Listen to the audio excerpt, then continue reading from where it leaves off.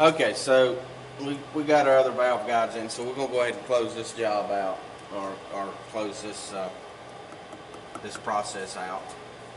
And the other day we did these two on the camera shot, but I just want to kind of go on down the line, and there's going to be an additional step, so I'll just kind of cut and piece this thing together so we can get to the final step here. So just like I did on the other day, I'm gonna put my core drill in here.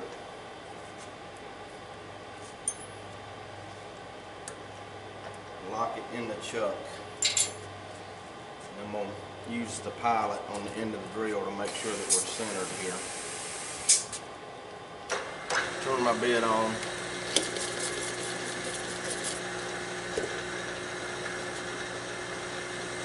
And then just kind of take my time trying to remove that guide.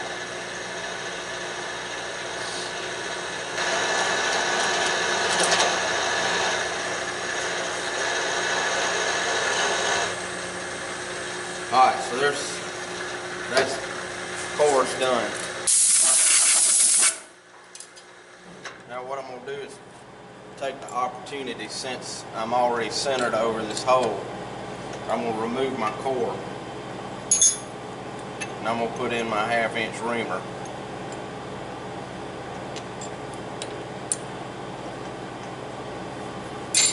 And I'm going to go ahead and ream this out while I'm centered over the hole.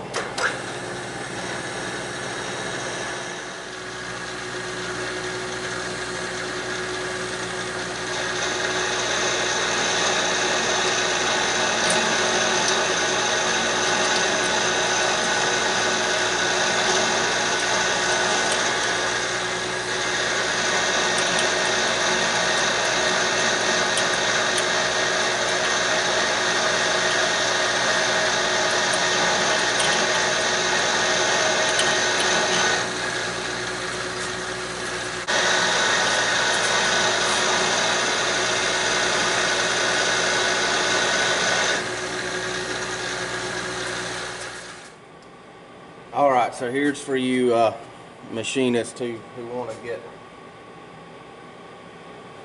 up close and personal. My daughter finds out I'm doing this with her camera, she'll kill me. Alright, here we go.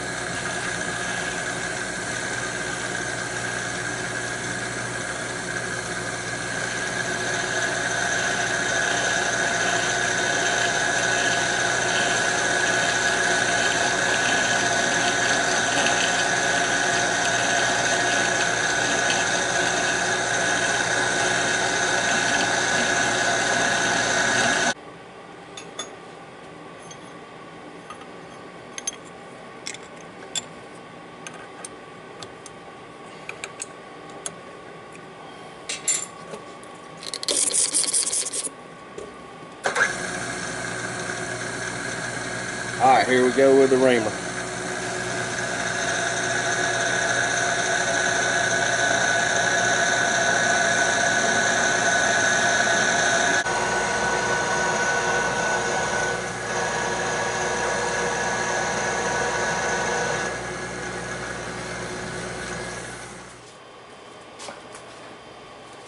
Okay, so we're going to continue on. We're going to install all the bushings all the way down the side of the block.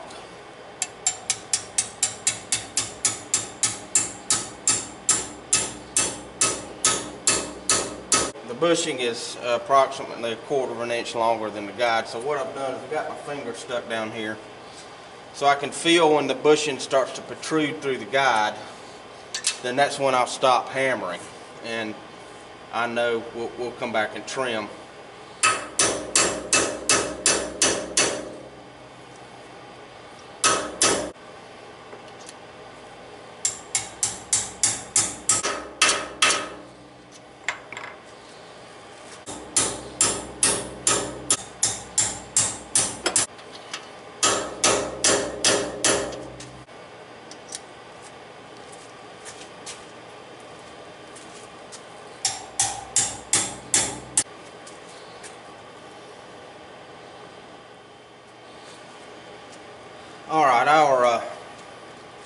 valve guide bushings on the intakes are sitting about 1/8 of an inch higher in the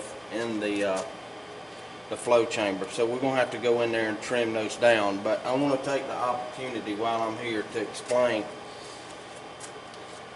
that there's a lot going on in this side of the head right here. Let's take a look at the last two cylinders. So for each cylinder you have two valves. One is intake and one is exhaust. So the way this works is atomized air and fuel are mixed in the throat of the carburetor, and that atomized fuel enters into the intake flow chamber right here.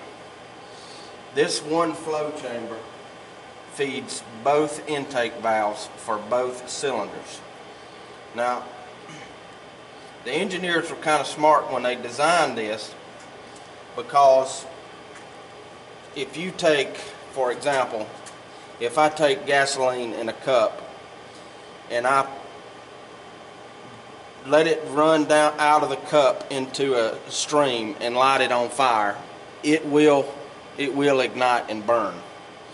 However, if I take the same volume of fuel and put it in a spray bottle and break that stream up into small molecules of gasoline and allow the oxygen to mix with that misted or atomized fuel, the amount of heat and energy given off is a considerable amount higher than if it's just in a raw liquid form.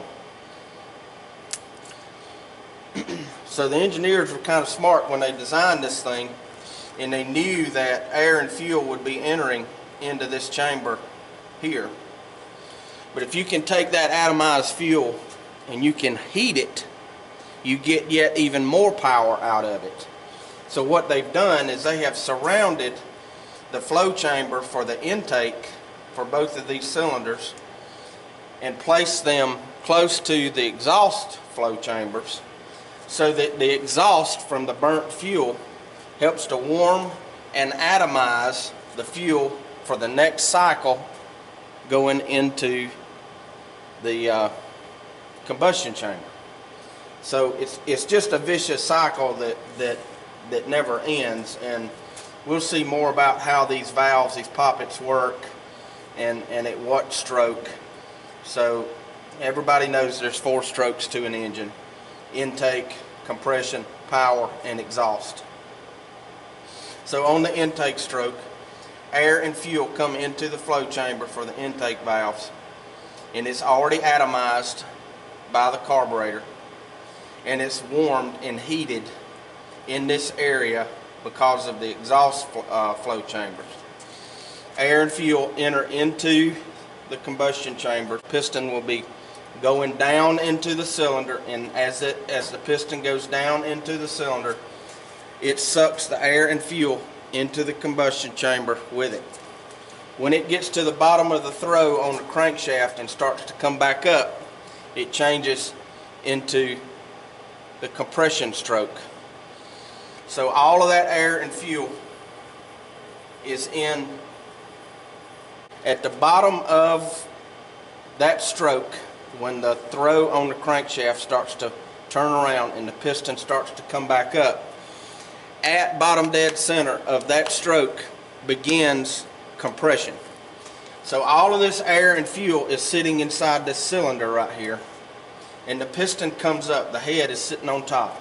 So the piston comes up and compresses all of that air and fuel into a small quench area, which is about 3/8 of an inch. So you have this massive volume of air and fuel inside the cylinder that is compressed by the piston. When the piston reaches top dead center, then it changes into the power stroke. So the fuel explodes, drives the piston down to the bottom of the next stroke, which is exhaust. So as the fuel explodes and drives the piston to the bottom, as it comes back up, the exhaust valve opens and allows the spent fuel to exit through the exhaust chamber. But like I said, it's robbing heat off of that cycle to help combust this fuel. That's why an older engine like this runs poorly, and you have to choke it to get it to run right. And when the temperature comes up on the block a little bit, you can release the choke and the engine will run a lot better. But because of that, it just goes to show you how warming that fuel changes how the engine runs. So with all that said, there's a tremendous amount of I guess physics would be the right word, as to how this fuel and air enters this chamber. So from this point all the way into the combustion chamber, you're dealing with flow. So how well that atomized fuel flows into the chamber is everything. So we have to ensure as a machinist that we don't obstruct any of that fuel flow or atomized fuel going into these combustion chambers. So that's why there is a requirement in the TM for these valve guides to be a certain height, because the more obstruction you have in this flow chamber, the more it obstructs the flow of combustible fuel into one of the 4 cycles. We're going to take a trimming tool here, and we're going to put in our chuck, and we're going to come in here and trim these lengths down. I'll try to get the camera in here. I may just have to take some photos so you can see the trim, so you can see the obstruction I'm talking about. So stand by, I'll move the camera so we can get some shots of that.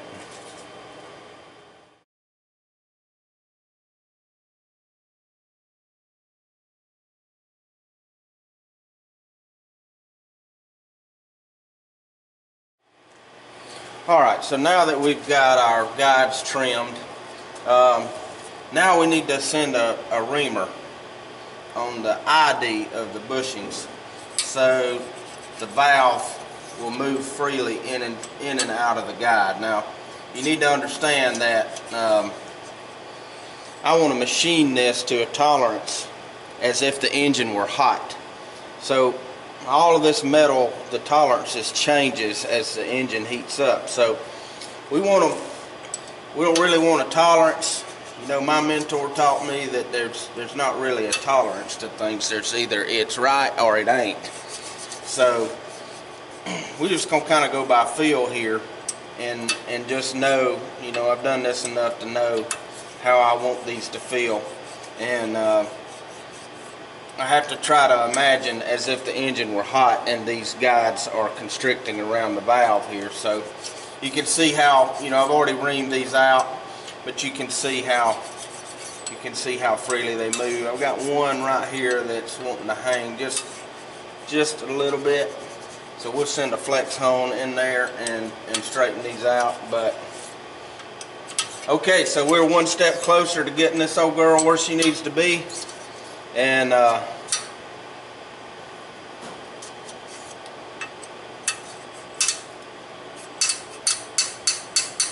I'm happy with that.